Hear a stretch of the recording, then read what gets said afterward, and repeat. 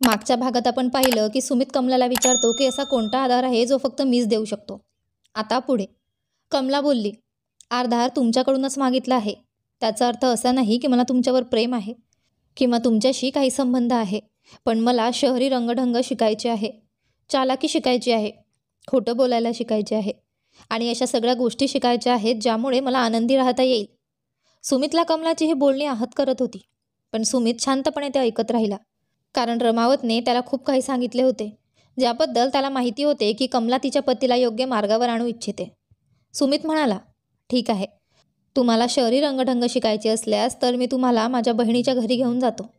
कारण हे सर्व काही मी तुम्हाला शिकवू शकत नाही, पण ती तुम्हाला नक्कीच शिकवेल. ती पेशाने इंजिनियर आहे आणि एकटी राहते. तुम्ही तिच्या काही कामात मदत करा तर ती तुमचा हुलिया बदलून टाकेल. कमला होकार देऊन डोकं हलवते, ज्यावर सुमित हलक्या हस्त्याने उत्तर देतो. खरं तर सुमित एक खरा माणूस आहे, पण वेळेच्या नजाकतीमुळे तो त्या दिवशी भटकला होता. सुमित जर इच्छित असता तर तो अजूनही कमलाचा उपयोग करू शकला असता, पण त्याला महिलांची प्रतिष्ठा महत्त्वाची होती. म्हणूनच कमलाने एकदा थप्पड मारल्यानंतर त्याने आपली चूक स्वीकारली होती आणि तो परत कमलाकडे गेला नाही. तो अजूनही कमलापासून दूर राहिला होता, तरीही तिच्या साथीसाठी तयार होता. सुमित एका ठिकाणी थांबतो. हे एका बागेसमोर असलेले छोटे घर आहे. पाहूनच समजते की या घरात राहणारा व्यक्ती स्वच्छतेला खूप महत्त्व देतो. हे सुमितच्या बहिणीचे घर आहे. सुमित त्याच्या बहिणीला बाहेर बोलावून म्हणतो, ही माझी पाहुणी आहे, म्हणून तिला पाहुण्यांच्या खोलीत थांबव आणि पहा, तिला काही कमी पडू नये आणि तिचा हुलिया इतका बदल आणि तिच्या बोलण्याच्या पद्धतीत इतका बदल कर की समोरच्याला समजूनही येणार नाही की ती काय होती आणि काय झाली. सुमितची बहीण, जिचे नाव नीती होते, तिने कमलाचा हात पकडला आणि म्हणाली, अरे यात काय मोठं आहे, आधी तुम्ही दोघं हात येऊन चहा नाश्ता करा, नंतर ही सारी बोलणी करू. सुमित म्हणाला, हिला एका महिन्याभरासाठी तुझ्याकडे सोडून जातो, परत आल्यावर सगळी गोष्ट समजावणार आहे, पण आत्ता मी इथे राहू शकत नाही, नाहीतर कोणत्या निरागसावर पुन्हा कलंक लागू शकतो. हे बोलून सुमित ताबडतोब उलट्या पावलांनी निघून गेला. नीती आणि कमला आरामात एकमेकांशी भेटल्या आणि एकमेकांबद्दल खूप गोष्टी जाणून घेतल्या.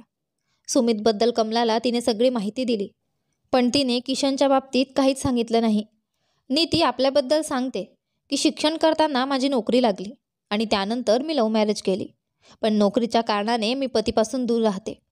कमलाला हे सर्व ऐकणे एका स्वप्नासारखे वाटत होते, कारण तिला शिक्षण आणि नोकरीबद्दल नीतीकडून ऐकून खूप छान वाटत होतं. ती नीतीकडे पाहून खूप आनंदित होती आणि ती तिला समजून घेण्याचा प्रयत्न करत होती. कदाचित कमला स्वतः देखील नीतीसारखीच बनू इच्छित होती, पण गावातील पालनपोषण आणि गरिबीपणामुळे ती इच्छित असतानाही शिकू शकली नाही. आणि लव्ह मॅरेज, साधं मॅरेजनंतर देखील तिला प्रेम मिळालं नाही, त्यामुळे ती निरागस आणि काय विचार करत असेल. तिच्या मनामध्ये नको असतानाही ती तिच्या बाबतीत काहीतरी सांगत राहिली. हे सगळं ऐकून नीती समजून गेली की कमला खरंच दुःखी आहे. नीती आता समजून गेली की कमलाला कोणाच्या मदतीची आणि समजावण्याची आवश्यकता आहे, ज्यामुळे तिचं जीवन सुधारू शकेल. आणि कमलाचा साधा सरळ स्वभाव नीतीला खूप आवडू लागला. नीती जितकी स्टायलिश होती तितकीच आनंदी देखील होती आणि ती कमलाला नेहमी खुश राहण्याचे सांगत होती. दुसरीकडे सुमित कमलाला सोडून थेट कामावर गेला होता आणि गावातील नदीपार काम करत राहिला. गावातले लोक त्याला पाहत होते आणि त्याच्याबद्दल बोलत होते, ज्याला सुमित समजून घेत होता, पण तो सच्चा माणूस होता, त्यामुळे त्याला काही भीती नव्हती. हो, पण सुमित किशनवर लक्ष ठेवून होता, कारण किशन आणि रज्जो यांचा संबंध रमावतने कमलाला सांगितला होता आणि सुमितला वाटत होते की त्याने तिचे घर व्यवस्थित करायला हवं. त्यामुळे किशनवर लक्ष ठेवून त्याने त्याच्या बाबतीत माहिती मिळवून काहीतरी करू शकला असता. किशन आज सकाळपासून रज्जोकडे जाण्यासाठी अगदी व्याकुळ होता, पण तो संध्याकाळी आपल्या गावातून निघून तोच रस्ता धरून गेला जिथे सुमित इंजिनियर म्हणून काम करत होता. जसा किशन त्या रस्त्याने जात होता, सुमित त्याच्या मागे लागला. किशन अगदी गोंधळलेला आणि धडपडत रज्जूला भेटण्यासाठी सायकल चालवत होता. त्याच्याकडे दारूची बाटली होती. हो, गावात त्याने ती पिऊन घेतली नव्हती, पण रस्त्यात त्याने बरीच दारू पिली होती. त्यानंतर त्याने काही आवश्यक सामान आणि मिठाई खरेदी केली, जी तो रज्जूला देणार होता. तो रज्जूला भेटण्यासाठी इतका उत्सुक होता की त्याने रज्जूचे नाव आठवून गळगळत्या श्वासात एक मोठा श्वास घेतला. सुमित लपून हे सगळं पाहत होता आणि नंतर तो रज्जूच्या घरापर्यंत किशनचा पाठलाग करत राहिला. किशन गुलाबाचं फूल घेत रज्जूच्या घराच्या दारासमोर उभा होता. रज्जूने दार उघडले आणि किशनला झटक्याने आत खेचले. किशन घरात गेल्यावर त्याला समजलं की काहीतरी वेगळं चाललं आहे. सुमित घराच्या भिंतीला कान लावून काही वेळ त्या दोघांच्या गप्पा ऐकत राहिला.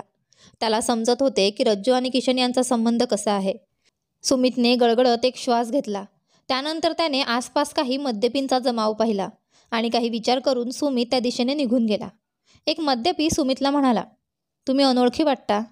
सुमित म्हणाला, हो अनोळखीच आहे, फक्त कुणाच्या शोधात भटकत आहे. काय मी इथे तुमच्यासोबत बसू शकतो का? सुमित त्यांचे होकार न ऐकता ताबडतोब त्यांच्यासोबत बसला आणि त्यांच्याशी गप्पा मारू लागला. गप्पा मारता मारता सुमितही त्यांच्यासोबत मद्यपान करू लागला. मोठा नशा केल्यानंतर सुमित म्हणाला, आणि काय आहे, मला विवाहाच्या आधी एक खुशी पाहिजे होती, तीच मी शोधत आहे. सुमितचे शब्द ऐकून ते सर्व हसले, कारण त्यांच्या दृष्टीने हे काही नवीन नव्हतं आणि हे त्यांच्यासाठी नवीन कामही नव्हतं. शेवटी मद्यपींचं काम काय आहे, आणि अशा लोकांमुळेच रज्जूसारख्या वेश्या फुलतात. ते सर्व मद्यपी एकमेकांच्या खांद्यावर हात ठेवून म्हणाले, भाई काय सांगू, तू तर आमच्या दुखत्या नसेवर हात फिरवला. आम्ही सुद्धा त्याच बाबतीत चर्चा करत होतो, पण आता ते पाहणं आमच्या बसमध्ये नाही. जरा दुरूनच पाहून आनंद घेतो. त्या समोरच्या बाईला पाहिलं की असं वाटतं की आम्ही घामाने ओतपोत होणार, पण जशी तिथेच अडचण आहे की साली पैसे खूप घेते. आता पैसे मद्यात घालावे की तिथे काय? जर तुला तिच्यासोबत असायचं असेल तर तुझ्या खिशाला गरम ठेवायला लागेल, कारण तिचा खर्च जास्त आहे आणि सध्या ती किशनसोबत हरवली आहे. त्या मद्यपींकडून किशनचे नाव ऐकून सुमितने आरामाचा श्वास घेतला, कारण त्याचं अर्ध काम पूर्ण झाले होते. खरं तर सुमितला किशनच्या नावाची शोध होती आणि त्याचा शोध पूर्ण झाला होता, पण त्याच्याकडे काहीही पुरावा नव्हता की किशन आणि रज्जू यांच्यातील संबंध सात्विक आहेत की तामसी. कारण कदाचित रज्जू आणि किशन एकमेकांच्या प्रेमात असतील, ज्यात पैशांची गोष्ट नसेल, किंवा कदाचित रज्जू फक्त पैशांसाठी किशनशी प्रेम करत असेल किंवा नाटक करत असेल. त्यामुळे सुमितच्या मनात दोन विचार चालले होते. सुमितने बाकीच्या गोष्टी समजून घेण्यासाठी उत्साही होऊन त्यांना विचारले, जर ही फक्त किशनचीच असती तर तिला वेश्या का म्हणतात, आणि तुम्ही मला तिचं नाव का सांगितलं? इथे काही दुसरी बाई नाही का जी माझ्यासोबत एक रात्र घालवेल? त्यातील एका मद्यपीने उत्तर दिले, अरे हिची सर्वात सुंदर आणि आकर्षक गोष्ट हीच आहे, आणि ती फक्त किशनचीच नाही तर ती प्रत्येकाची होऊ शकते जो तिच्या खिशात पैसे ठेवतो. आम्ही तर हेच सांगतो की आज रात्री ती किशनच्या हातातली कठपुतली आहे. सुमित आनंदाने आपल्या डोक्याला हलवत राहिला, जणू त्याला आपलं ध्येय यशस्वी होत असताना दिसत होतं. सुमितला माहिती होते की आज रात्री तो रज्जूच्या घरात जाऊ शकत नाही, त्यामुळे त्याने उद्याचा प्लॅन तयार केला. पण त्याआधी त्याने त्या मद्यपींना आपले पैसे खर्च करून भरपूर दारू प्यायला दिली. ते नशेबाज पितच राहिले आणि आता सुमित आणि ते सगळे चांगले मित्र बनले होते. सुमितने त्यांना काही अश्लील गोष्टी सांगितल्या, ज्यामुळे त्यांचे नशेचे मन अजूनच भडकले आणि त्यांना चिथावत सुमित म्हणाला, यार माझं काहीतरी वेगळं करण्याचं मन होत आहे, पण तिच्या घरात कुणीतरी दुसराच दारुड्या झोपला आहे. आता तुम्हीच सांगा यावर उपाय काय आहे? जर थोडी हिंमत दाखवली तर रज्जू आज आपल्या मिठीत असेल. बोलायचं का? एक दारुड्या सुमितच्या हातावर हात ठेवत म्हणाला, आपण इथे 5 जण आहोत, आता तूच विचार कर, रज्जू कोणाच्या मिठीत असेल? सुमित नोटांचे बंडल दाखवत म्हणाला, एकामागून एक, ती सगळ्यांसोबत राहील, फक्त थोडं संयम ठेवायचा आहे. एक दारुड्या म्हणाला, अरे किती संयम ठेवायचा रे, संयम ठेवता ठेवता तर संपूर्ण रात्र निघून जाईल. सुमित म्हणाला, काही करू नका, तिच्या घराच्या समोर आणि मागे गोंधळ घाला, म्हणजे ती आणि तिचा तो सुखाने राहू शकत नाही. जर ती रज्जू आपली नाही तर ती त्याची होऊ नये. काय म्हणता? गर्दीतून आवाज आला, बिलकुल, तू बरोबर बोलतोयस. जर ती आपली झाली नाही तर त्याचीही होणार नाही. आणि पाहता पाहता सगळे मवाली रज्जूच्या घरासमोर येऊन गोंधळ घालू लागले. त्यातील एक जण दाराची कडी ठोकत म्हणाला, अरे ओ रज्जो, जरा बाहेर तर ये, तुझ्यासाठी नोटांचा बंडल आला आहे, बोल किती घेशील? आतून रज्जो आणि किशन सगळी गोष्ट ऐकत होते. किशन बाहेर जाऊन त्यांना मारून हकलून द्यावं असं त्याला वाटत होतं, पण रज्जोने त्याला थांबवले आणि गप्प राहायला सांगितलं, कारण ती नाही इच्छित होती की किशन तिथे आहे हे कुणाला कळावं. दाराबाहेर काही हालचाल न होता पाहून दुसऱ्या मवालीने ओढून विचारलं, अरे काय झालं रज्जो? आतापर्यंत तर तू बाहेर येऊन मला आत बोलावत असतीस, पण दिसतंय तुझा भाव खूपच वाढलाय. चल जाऊ दे, मी जातोय. पूर्ण 10,000 रुपये आणले होते तुझ्यासाठी, पण वाटतंय की ते तुझ्या नशिबात नाही आहेत. खरं तर सुमितला तर हेच हवे होते की कुठल्याही प्रकारे रज्जोची खरी बाजू किशनच्या समोर यावी. सुमितचा उद्देश रज्जोसोबत कुठल्याही प्रकारचे प्रेमसंबंध प्रस्थापित करण्याचा नव्हता, तर त्याला असं वाटत होतं की या मद्यपींनी रज्जोच्या घराच्या आसपास गोंधळ घातल्यामुळे किशनला असं वाटेल की त्याच्या अनुपस्थितीत रज्जो नक्कीच त्यांच्यासोबत काहीतरी अनुचित करत असेल. रज्जोचा सती सावित्रीचा मुखवटा उतरवून तिला एका वेश्येच्या रूपात दाखवणं हाच सुमितचा हेतू होता. हे सगळं ऐकून किशनचा राग उफाडून आला होता, पण रज्जोने त्याला स्वतःच्या हाताने थांबवलं. ती नाही इच्छित होती की किशन त्या गुंडांशी भिडावा आणि त्यांच्या नात्याबद्दल लोकांना काहीतरी माहीत व्हावं. रज्जू सगळं ऐकत होती, पण तिने असं भासवलं की ती फक्त आणि फक्त किशनची आहे. तिला किशनला नाही जाऊ द्यायचे होते ना त्याच्यासमोर स्वतःच्या प्रतिष्ठेचं नुकसान होऊ द्यायचं होतं. किशनला बिलकुल ती रडत म्हणाली, बघतोयस का तू एका एकट्या स्त्रीवर कसा अत्याचार होतो? संपूर्ण मोहल्ला जाणतो की मी एकटी राहते, सरळ येते आणि सरळ जाते, पण तरीही हे लोक मला सतत छळत असतात. बघ ना किशन, रात्रभर मला या मद्यपींना चुकवावं लागतं. किशन जसा जसा रज्जूचं बोलणं ऐकत होता तसतशी रज्जू त्याच्या डोळ्यात डोकवायचा प्रयत्न करत होती. तिला वाटत होतं की किशन तिच्या शब्दांवर विश्वास ठेवतो आहे.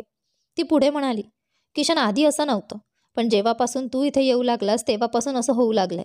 तू जाणत नाहीस रे किशन, तुझ्यासोबत राहण्याची किती मोठी किंमत चुकवते मी. ना मी तुझ्यापासून वेगळं राहू शकते, ना मी तुझ्यावर प्रेम करू शकते, आणि ना मी तुझी पत्नी होऊ शकते. आता तूच सांग किशन, मी काय करू? हे म्हणत ती किशनला बिलगून रडू लागली. किशन प्रेमाने रज्जूचे अश्रू पुसत होता आणि रज्जू त्याच्या मिठीत सिमटत चालली होती. जशी जशी ती किशनच्या जवळ येत होती तसतसे त्यांचे श्वास एकमेकांना स्पर्श करत होते. पण जसं ते एकमेकांवर प्रेम दाखवत होते तसेच त्या मद्यपींच्या आवाजांनी त्यांना दूर केलं. किशन म्हणाला, या मद्यपींनी तर माझं सगळा मूडच बिघडवला. मला कळत नाही तू एकटी या लोकांच्या मध्ये कशी राहतेस. मी लवकरच काहीतरी व्यवस्था करतो की तू माझ्यासोबत राहशील ना? रज्जू ओठ वाकवत म्हणाली, राहीन किशन, पण तुला शहरात जाऊन राहावं लागेल. त्या गावात मी जाणार नाही, पण यासाठी अजून थोडा वेळ आहे. या मद्यपींना जे करायचं आहे ते करू दे. मला माहीत आहे मी जर बरोबर असेल तर कोणीही माझा स्वभाव बदलू शकत नाही. तू माझ्यावर विश्वास ठेव. मी तुझ्या विश्वासाच्या जोरावर माझं संपूर्ण आयुष्य तुझ्यावर अर्पण करेन. रज्जूचं बोलणं ऐकल्यावर किशनच्या डोळ्यांतून अश्रू वाहू लागले. त्याला वाटले की रज्जू खरोखरच त्याच्यावर अमर्याद प्रेम करते आणि याच विश्वासाच्या जोरावर किशनच्या डोळ्यांतून अश्रूंची धार दिसू लागली. खरं तर पुरुष कधी रडत नाहीत, पण यावेळी किशनची अशी अवस्था होती की त्याला वाटत होतं रज्जूपेक्षा त्याला जास्त प्रेम करणारा या जगात कोणीच नाही, आणि जर त्याने कमलाला सोडलं असेल तर त्याने अगदी योग्य केलंय. किशनने रज्जूला आपल्या मिठीत घेतले आणि तिच्या कपाळावर एक प्रेमळ चुंबन केले. या क्षणी किशनला वाटत होते की रज्जूच त्याच्यासाठी योग्य निवड आहे आणि तिच्यासोबत तो संपूर्ण आयुष्य घालवेल. तिथे किशनचे प्रेम सतत रज्जूवर वाढत होते, पण रज्जूचे मन थोडे अस्वस्थ होते, कारण तिला वाटत होते की किशनला तिच्या कुठल्याही गोष्टीचं किंवा चुकांचं भान येऊ नये. किशन सतत रज्जूला प्रश्न विचारत होता, पण रज्जूला उत्तर देण्याची अजिबात इच्छा नव्हती. तिला कशाचं उत्तर द्यायचं आणि किती खोटं बोलायचं.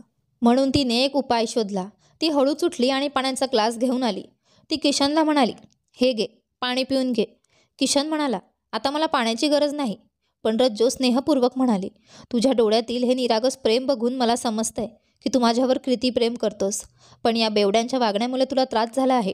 म्हणून मला वाटते की तुला थोडं पाणी पिऊन राग शांत करायला हवा आणि थोडा आराम करायला हवा. रज्जूचं बोलणं ऐकून किशनला वाटलं की ती बरोबरच म्हणते. त्याला खरंच राग येत होता, म्हणून त्याने विचार न करता ते पाणी प्यायला. त्या पाण्यात रज्जूने झोपेची औषधं टाकली होती. किशन काही वेळातच गाढ झोपला. किशन झोपला असल्याचं पाहून रज्जूने मोठा निश्वास सोडला. ती हळूच उठली आणि आरशासमोर जाऊन स्वतःचा चेहरा न्याहाळू लागली. ती आपला चेहरा उजव्या डाव्या बाजूने न्याहाळत होती, आपल्या शरीराची रचना पाहत होती आणि हसत होती. बरेच चाहणारे आहेत तुझे रज्जू. जर तू ठरवलंस तर या सौंदर्याच्या जोरावर लाखो रुपये कमावू शकतेस. हे म्हणताच तिच्या चेहऱ्यावर गर्वाचे भाव आले. तिने आपल्या चेहऱ्यावर काहीतरी लावलं, स्वतःला सजवलं आणि किशनला झोपेत सोडून ती थेट दरवाजाजवळ गेली. ती म्हणाली, कोण आहे आणि का अशा वेळी माझ्या दरवाजावर आवाज करत आहे? तिथून सुमितचा आवाज आला, मी कोण आहे ते जाऊ दे, आधी दरवाजा उघड. रज्जू म्हणाली, उघडू शकत नाही. मी तुला ओळखत नाही आणि तुझ्यासाठी दरवाजा उघडणार नाही. सुमित म्हणाला, मी तुला या कामासाठी चांगले पैसे देईन, फक्त दरवाजा उघड. रज्जूला पैशांची फार इच्छा होती आणि सुमितचा दबदबा असलेला आवाज तिच्या मनाला पुरळ घालत होता. तिला वाटले होते की तिचे खूप कौतुक करणारे आहेत, म्हणून तिने अजून थोडे नखरे दाखवायचं ठरवलं. रज्जू म्हणाली, तुझ्यासोबत अजून कोणी नाही ना? कारण मला खूप जणांचे आवाज येत आहेत. त्यावर सुमित म्हणाला, नाही, हे माझे मित्र आहेत, पण ते आता तुझ्यासोबत राहणार नाहीत. फक्त मला तुझी साथ हवी आहे. इतकं ऐकून रज्जूने पटकन दरवाजा उघडला. ती आपल्यासोबत एक मध्यम प्रकाराची टॉर्च घेऊन आली होती, ज्यामुळे तिला सुमितचा चेहरा स्पष्ट दिसत होता. सुमित एक चैतन्यशील देखणा तरुण होता. टॉर्चच्या प्रकाशात सुमितनेही रज्जूला पाहिलं आणि बघतच राहिला. आता रज्जूने सुमितला घरात बोलावून घेतलं. टॉर्चच्या उजेडात एकमेकांना पाहणाऱ्या सुमित आणि रज्जूच्या नजरा एकमेकांवर खिळल्या. रज्जू खूप सुंदर होती आणि सुमितही देखणा तरुण होता. त्यांचे डोळे एकमेकांवर टिकले आणि रज्जूने मुद्दामच सुमितला अचानक मिठीत घेतले. त्याच्या प्रत्युत्तरात सुमितनेही तिला घट्ट पकडलं. तेवढ्यात सुमितची नजर झोपलेल्या किशनवर पडली. त्याने विचारलं, हा कोण आहे तुझा? रज्जू, हा कोण आहे आणि इथे का आला आहे? रज्जू म्हणाली, याचा तुझ्याशी काहीही संबंध नाही. तुला जे करायचं आहे ते कर आणि इथून निघून जा. पण हो, बदल्यात मला याचे पैसे हवेत. सुमितला खरं तर काहीही करण्याचा हेतू नव्हता. त्याने किशन आणि रज्जूला एकत्र पाहिलं आणि त्याला खात्री झाली की त्यांचे नाते बरोबर नाही. त्यामुळे त्याने रज्जूच्या हातात काही पैसे दिले आणि म्हणाला, आज नाही, पण मी हे पैसे आधीच देतोय. ज्या दिवशी हा निघून जाईन त्या दिवशी मी नक्की येईन. सांग हा केव्हा जाईल? रज्जू म्हणाली, हा लवकरच इथून जाईल आणि मी तुला बोलावेन. आता जा, नाहीतर हा जागा झाला तर मला अडचण होईल. इतकं बोलून रज्जूने सुमितला बाहेर ढकलले आणि घराचा दरवाजा बंद केला. नंतर ती पटकन किशनजवळ जाऊन झोपली. किशनला काहीच कळलं नाही. थोड्या वेळानंतर किशन जागा झाला तेव्हा वातावरण शांत झाले होते. किशनचं मन रज्जूवर प्रेमाची सरी कोसळण्यासाठी व्याकुळ होत होतं.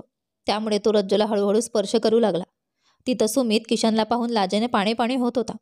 त्याला असं वाटत होते की प्रतिवताच तिला सुटून किशन अशा दुर्गुणी स्त्रीसोबत राहत आहे. हे पाहूनही त्याला लाज वाटत नाही का? आता किशनचे मन रज्जूवर प्रेमाची सळी कोसळण्यासाठी तयार झालं होतं. म्हणून तो रज्जूला हळूहळू स्पर्श करू लागला. रज्जू जी तोपर्यंत झोपेचं नाटक करत होती ती प्रत्यक्षात जागीच होती. पण किशनच्या त्या स्पर्शाने तिच्या अंगांगात एक वेगळीच भावना निर्माण झाली. तरीही ती झोपेचं नाटक करत राहिली. रज्जूने मनात विचार केला, इतकी नशिली औषधं दिली तरीही याच्यावर परिणाम झाला नाही. वाटतंय की माझा नशा या औषधांपेक्षा जास्त आहे, म्हणून हा जागा झाला. हे विचार करून ती मनातल्या मनात हसली.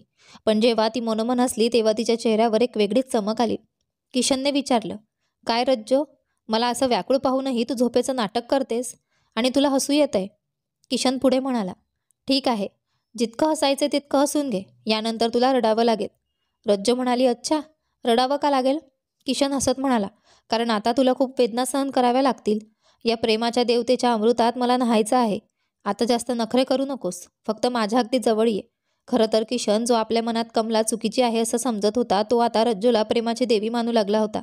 आणि त्यामुळेच तो रज्जूच्या समर्पणाने आणि तिच्या बोलण्याने खुश होता.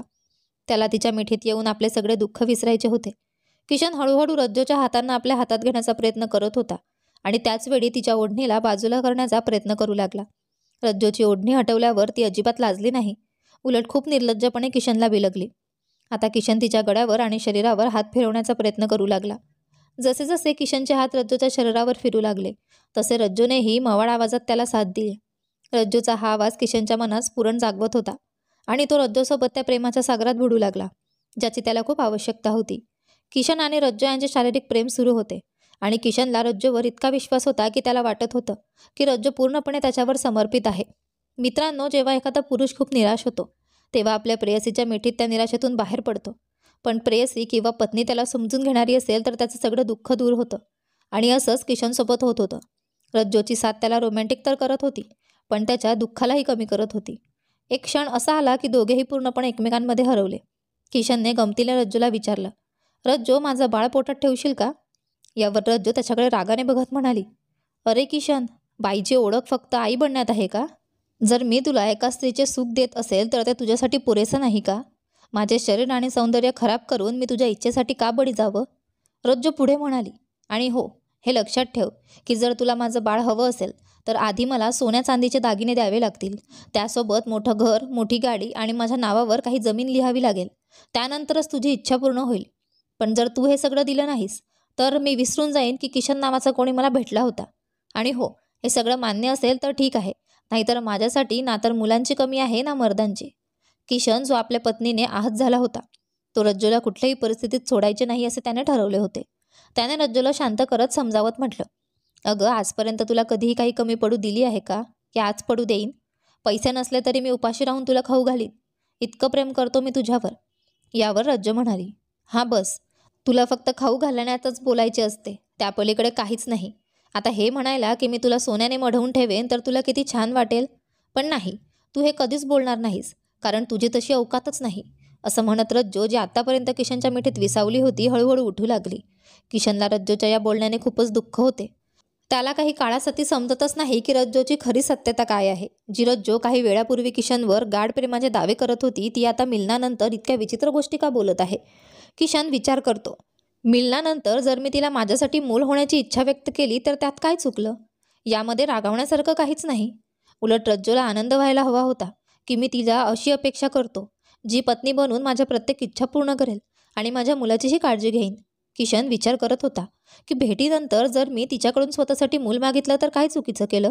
पण सत्य हे होतं की सुमित आल्यामुळे रज्जूच्या मनात लालसा निर्माण झाली होती.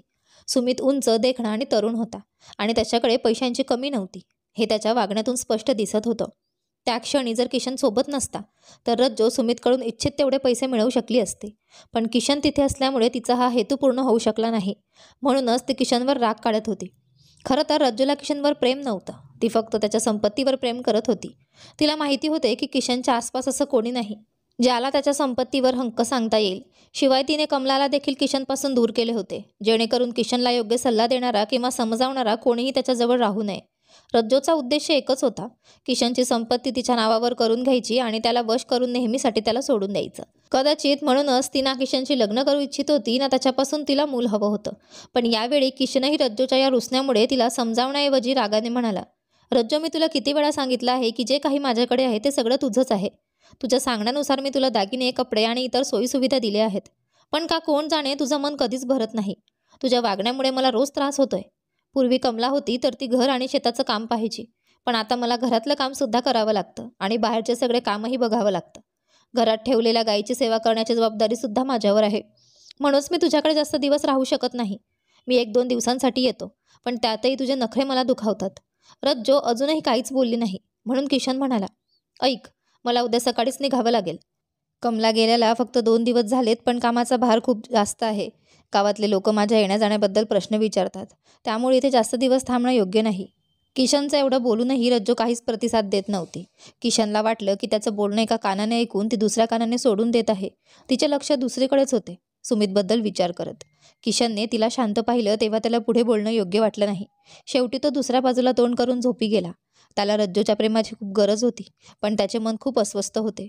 किशन दारूच्या नशेत होता, त्यामुळे त्याला आपल्या भावना काबूत ठेवता आल्या नाहीत. थोड्या वेळाने तो बडबडत म्हणाला, जिला प्रेम केलं ती माझी होऊच इच्छित नाही आणि जी माझी होऊ इच्छित होती तिच्यावर मी कधीच प्रेम केलं नाही. काय नशीब आहे रे तुझं किशन. महिलांची फितरत कधी समजलीच नाही. तुला कधी कोणी आपलेसे केले नाही. ना तुझ्या वडिलांनी तुला स्वीकारलं, ना तुझ्या आईने तुला आपलं प्रेम दिलं. तू मोठा झालास तर इतरांच्या शिवा ऐकत मोठा झालास. भूक लागली तर लहानपणापासून मागून खाल्लं.